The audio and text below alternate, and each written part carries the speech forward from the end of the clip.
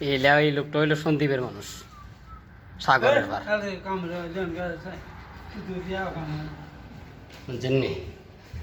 এখন বুডাউন দেখাব।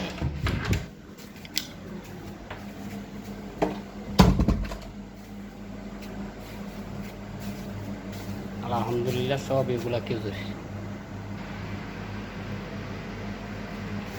সবাই যদি আমাদের এইগুলা দেখতে চান ইউটিউবের মাঝে, সবাই সাবস্ক্রাইব করবেন, লাইক ফলো করবেন, বেশি বেশি দেখতে পারবেন।